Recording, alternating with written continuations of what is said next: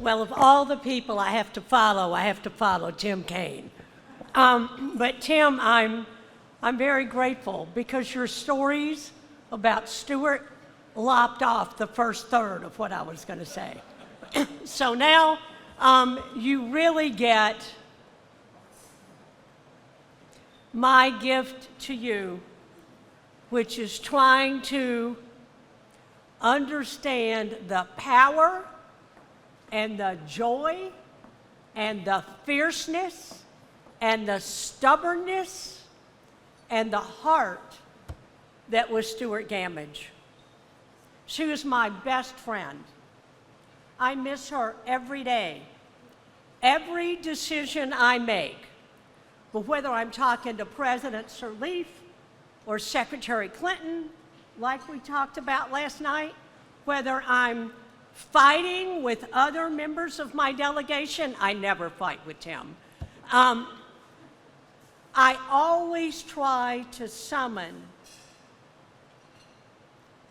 the genius and the passion and put it in balance. And there's one thing that I want you to know about Stewart. Everybody here has talked about how sweet, how loving, how gracious she was. Horse pucky. Stewart Gamage was a warrior woman for justice, clad in Virginia gentility. And if she did something that she thought was unjust, you did not stand a chance. I don't care how much she loved you, how much she respected you, she made you faithful and she made you brave. And I consider myself a fairly brave person. I've been in conflict zones. I've been in Liberia during the Civil War. I was in Ukraine in December. Stewart could put me to shame because she understood how to tackle universities like this university. And if you think I'm stubborn, sorry. The University of Virginia is the stubbornest institution in the state, okay? And Stewart took on the university and she won. You have the Presidential Precinct because Stewart Gamage took on the University of Virginia. She took on William and Mary. She took on all of the major presidential sites, and she said what Tim said, which was, we can talk about history all you want, but if you don't figure out how to stand on it, apply it, and make it, and act upon the courage that history gives you, why are we here? And Stewart was a great Episcopalian. I am a gleeful agnostic. We talk 5 times a day.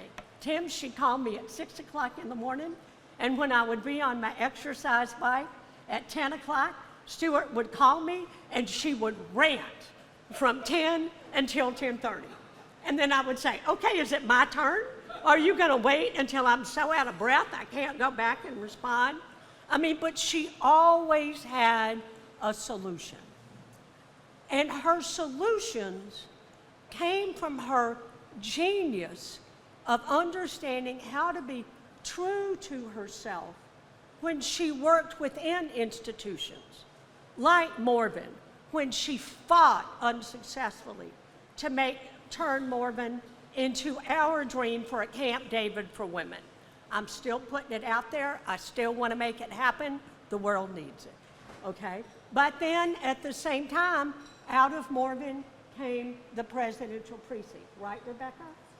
Out of the Presidential Precinct and Secretary Clinton, my dear friend, who was Secretary of State when this program was put into place, we got the Young African Leaders Initiative, which became the Mandela Fellows.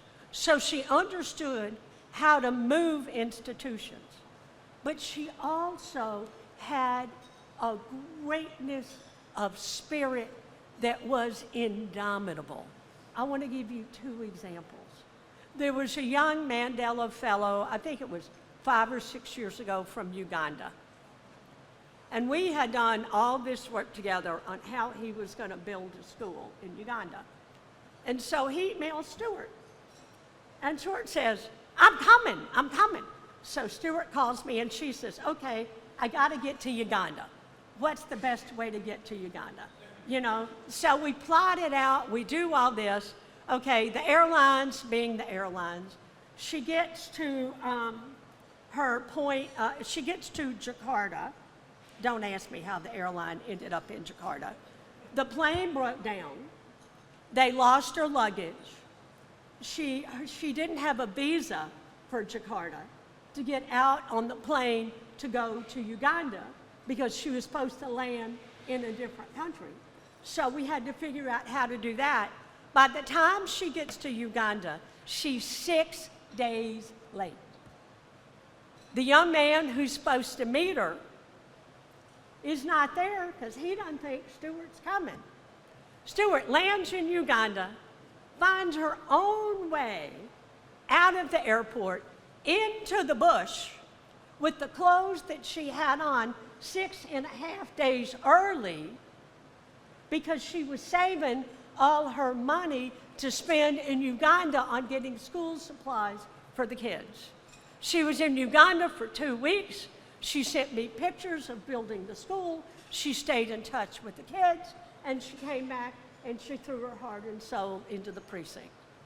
So now, Stewart, the world is at war. Ukraine is falling apart. Stewart is just pissed that the Soviets are bombing the power plants. She's just furious. And so she thinks, what can I do? So she calls me and she says, okay, I have this idea, you know, about solar lights. I'm like, Stewart, you have to be careful because they catch on fire. Okay. So Stewart goes on Amazon. She buys, what, Rebecca, 23 different solar lights to try them out. She calls me at 10:30 on the bike and she says, oh my God, my house is on fire. The lights have caught on. I'm like, Stewart, get a blanket. Just take a blanket and put the blanket over the light, okay?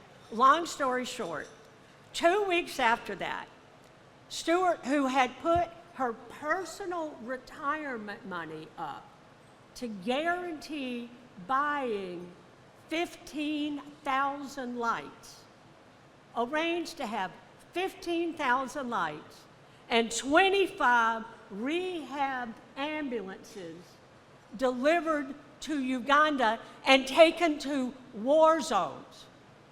So Stewart knew how to do government. She knew how to have a vision. She knew how to say, okay, I can't change my government policy. I can't get NATO to do this, but by God, I've got the network to build this. And so I want all of you to have your own Stewart. Because if you have your own Stewart, you can do anything in the world you think you could do. She has helped me get people out of jail in, you know, all over the world. We have fought legislation. We have written lines into legislation because the one thing, the faith that Stewart and I shared that is so true with every African in this room is Ubuntu. We are people because of each other. Despite all of our differences, all of our education levels, all of our orientations, who we consider family, we are here. And we have a fundamental choice. And that fundamental choice is to risk yourself for justice or to let justice evaporate.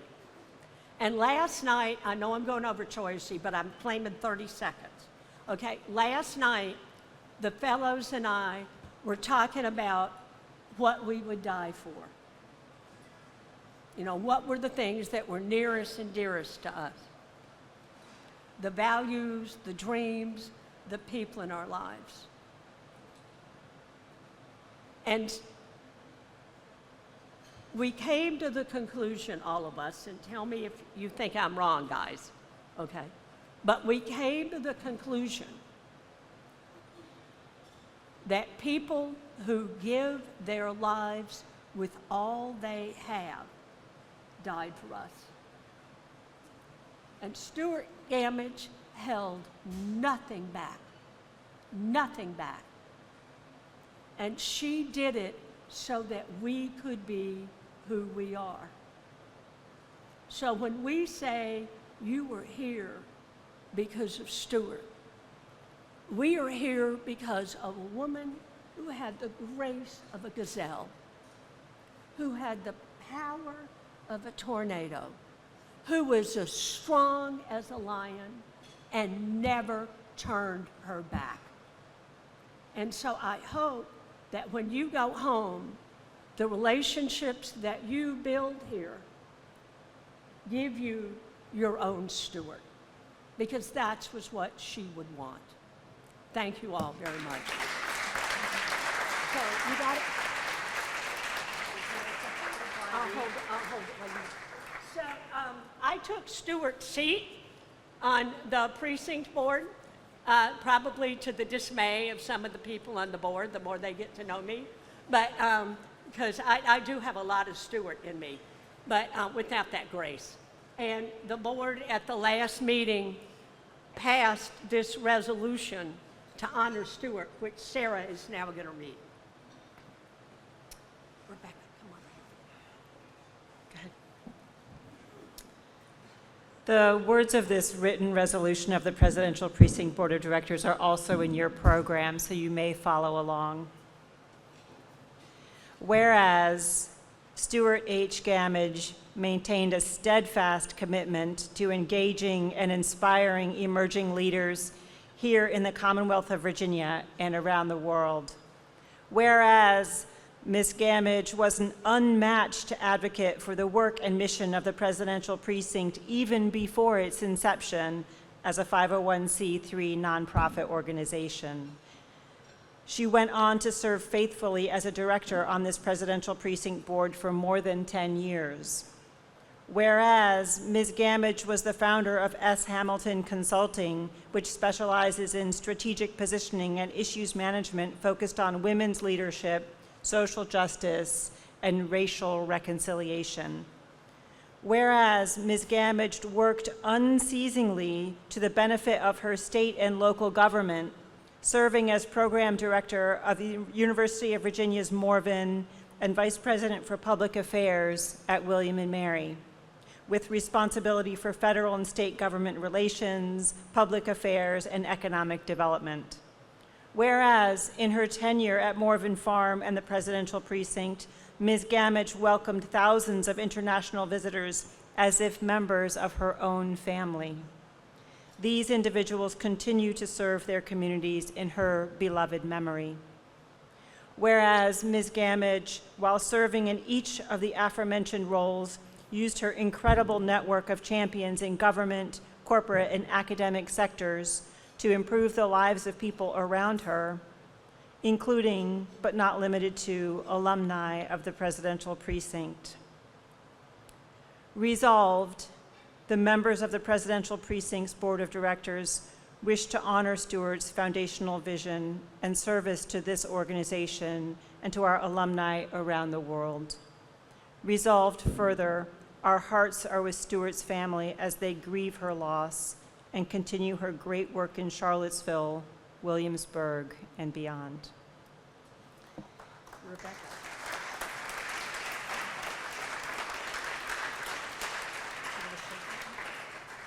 Do you want me to cue you up in 1 minute?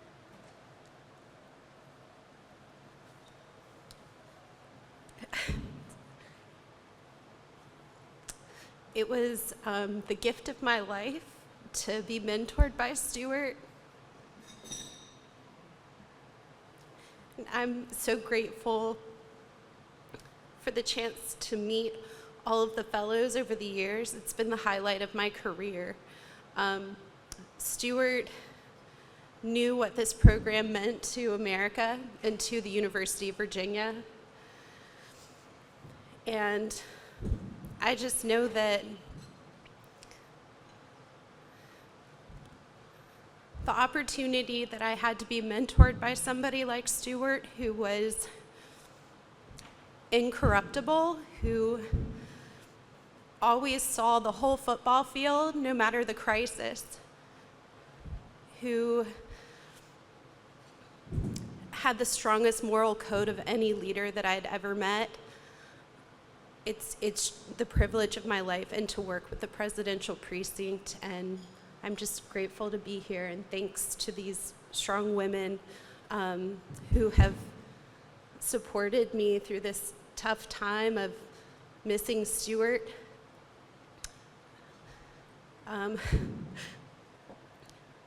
Stewart is the person that I would call when I didn't know what to do. But she has given me the strength to just look inside myself when I don't know what to do. And I can hear her voice.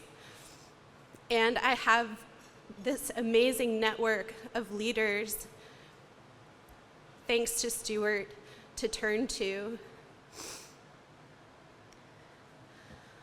So thank you for honoring her. And I just don't have the words to fully describe what she meant to me and to so many. But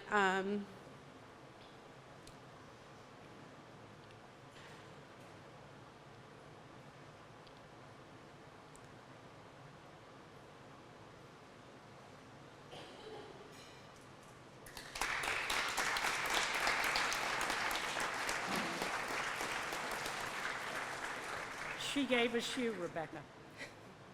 She gave us you. thanks, everybody.